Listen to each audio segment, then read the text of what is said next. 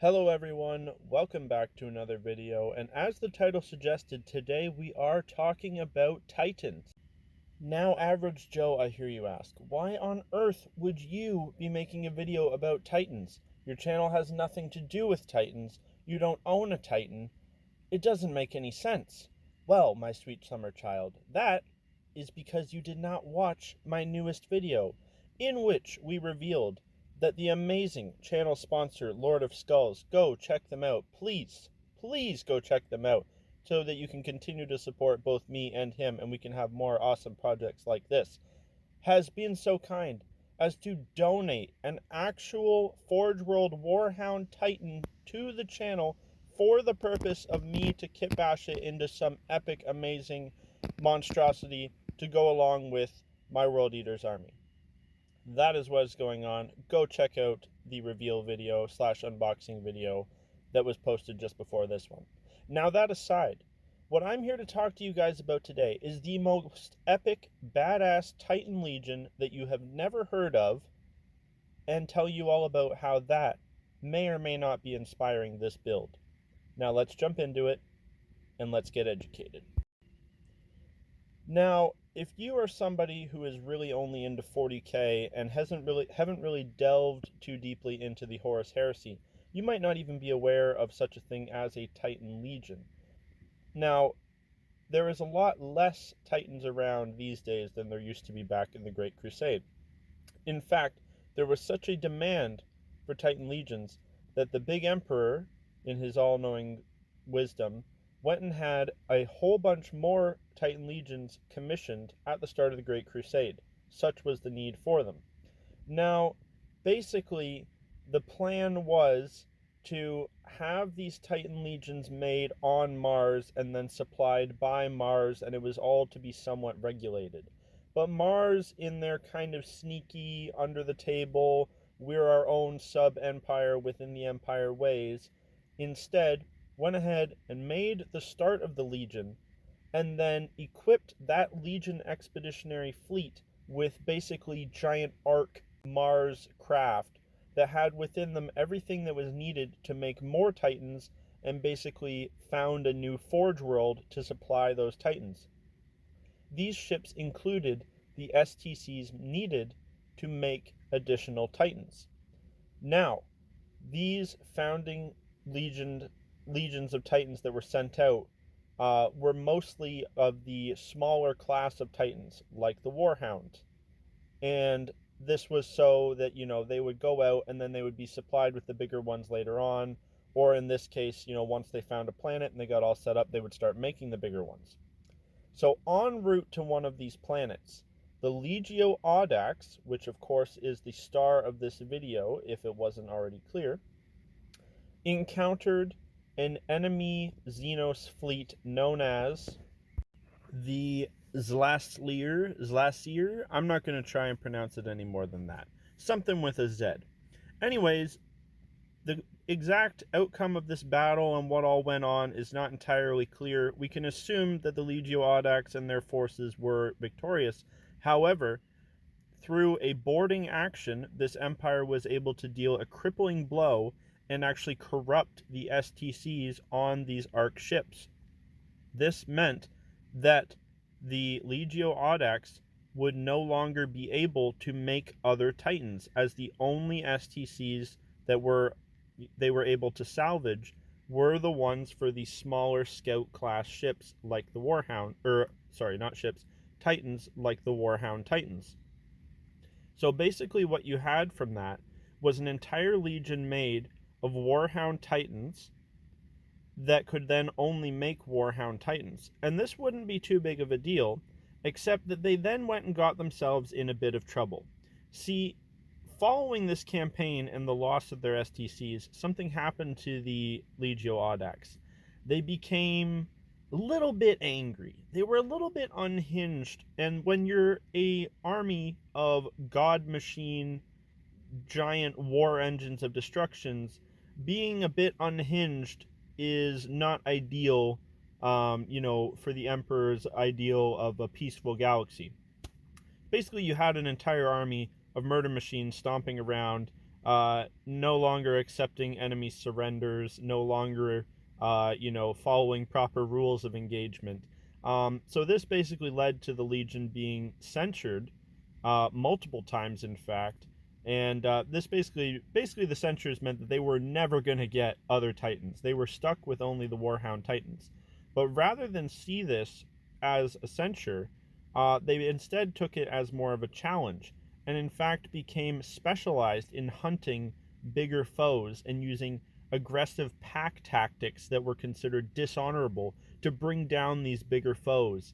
They would basically just mob up on these bigger things with several smaller Titans, bring them down, basically shin kick them to death, and tear their foes apart that way. Basically, like a rabid pack of wolves or warhounds.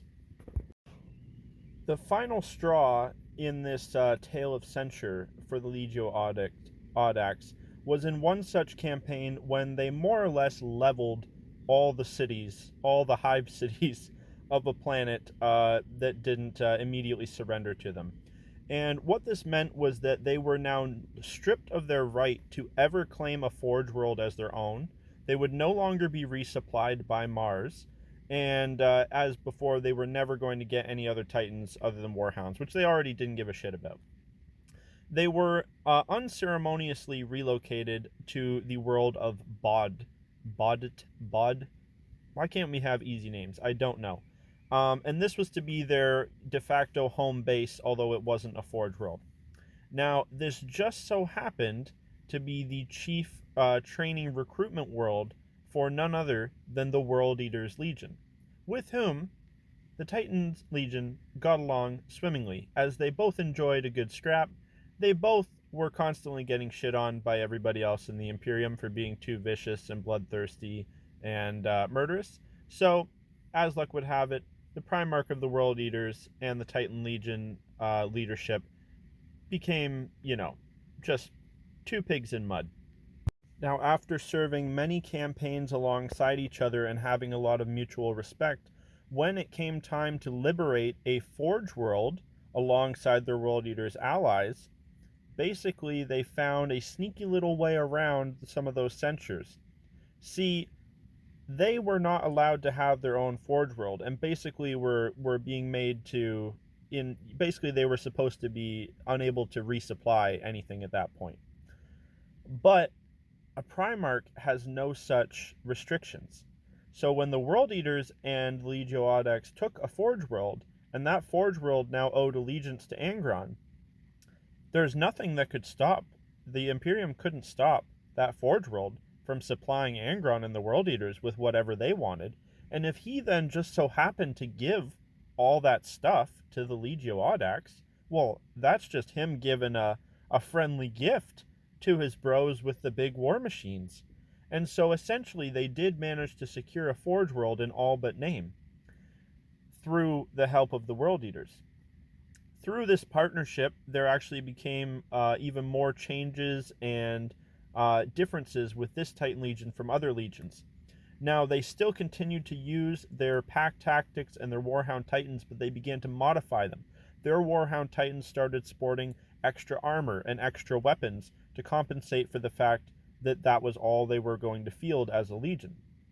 They developed a new weapon system called the Ursus Claw, which was basically a massive harpoon taking the place of one of the arms of the Titans, and these would be used to great effect against larger foes, where multiple Warhounds could harpoon a bigger enemy and hold them in place while their brothers basically ran around in circles gunning their legs off.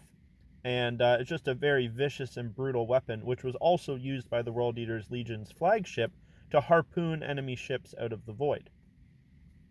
So you have a Titan Legion that was already scorned by the wider Imperium for being vicious and bloodthirsty, being censured for being overly aggressive in certain campaigns, that already had this big chip on their shoulder, whose best friends happened to be the berserker crazy-ass World Eater Legion, and were pretty much supplying themselves already without the help of Mars. So it was absolutely to no one's surprise that when the World Eaters declared for Horus, the Legio Audax went right along with them. And together, they basically just fucking shit-kicked everybody that came before them, You've got a legion of crazy little Warhound Titans backed up by the crazy ass Berserker World Eater Legion just tearing across the galaxy. Now, everybody has heard the famous story and the famous scene of how Lorgar went onto a planet to rescue Angron, and how Angron held up a Warhound Titan's foot, and it was this epic, awesome scene, right? But everybody seems to neglect the fact that Legio Audax was also a big player in that scene. See, when Angron and Lorgar launched the Shadow Crusade against the realm of Ultramar and started burning down Guilliman's empire, the Legio Audax was right there with them. When the World Eaters and the Word Bearers were making war against the Ultramarines, the Legio Audax was running around over top of them, fighting the enemy Titans, bringing them down with their pack tactics, and just absolutely overwhelming them. You'd have a handful of bigger Titans assigned to a city, and then all of a sudden a couple dozen Warhounds come racing in with harpoons and shit. What are they supposed to do? Now, there's a really, really cool Warhound Titan crew that we get to see a lot of in the book Betrayer, which is a fantastic book. Even if you're not a World Eaters fan, I highly recommend you read it. But they actually get a lot of page time in that book. And the Titan has such a personality of its own. It's called Sirgala. I think they call her the Ember Queen. And the crew are awesome. And anyways, basically, when that Titan is about to squash Angron and Lorgar, and it's this epic scene, Angron doesn't just deadlift that whole Titan right off of him and chuck it to the side. No, he needs help. It's the Ember Queen, Sirgala, a Legio Audax Titan, runs up behind that other Titan and harpoons it right through the back and drags it off of those two, and then proceeds to drag it around. The spirit and the camaraderie and the viciousness of the crew of that Titan and the other Titans that we see in those books is really, really fun to read about, and I highly recommend you do. When they're not engaged with bigger Titans and bigger foes, they're stalking around the battlefield. Just they seem just like an angry feral dog, just lashing out at anything and everything they can find. They see a Ultramarines tank and they core it with their Vulcan Mega Bolter before kicking it down the road towards the Ultramarines defenders. When they're faced with an Imperator class Titan, this is a city killing weapon. They're excited. They're like, holy shit, this is exactly what we want. This is our favorite thing. And you have dozens of Warhound Titans racing through the city with squads of World Eaters hanging on to their legs and riding in rhinos after them. And you've got dozens of Warhounds harpooning its arms, dragging it down to its knees, with World Eaters climbing up the legs to board it. They absolutely awesome scenes that you'll want to read about in that book. But basically, the Legion sticks with the World Eaters all the way through the Great Crusade. And even into the modern era, there is still some of them kicking around. And so basically what we're hoping with this project is to bring to life a Legio Audax Titan that has been with the World Eaters this whole time. I'm thinking I'm probably going to do it in a similar scheme or the full scheme of my World Eaters, but definitely have some Legio Audax symbolism and maybe some banners and whatnot going on that Titan. If you want to support this project that's going on, and if you want to learn more about everything, please like and subscribe. Check out Patreon. I post a lot of work in progress updates and stuff on there.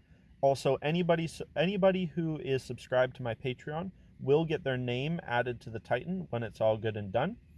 Don't forget to check out the channel sponsor Lord of Skulls so we can keep doing more projects like this if you're interested in World Eaters or any cool chaos bits like that. He is your guy for that. Thanks as always for watching. Hopefully you guys enjoyed that bit of lore. I don't do lore videos too often, but when it's really cool stuff like that that's relevant to projects, I'm more than happy to put those out. So as always, thanks for watching. I'll see you guys in the next one really soon. Bye.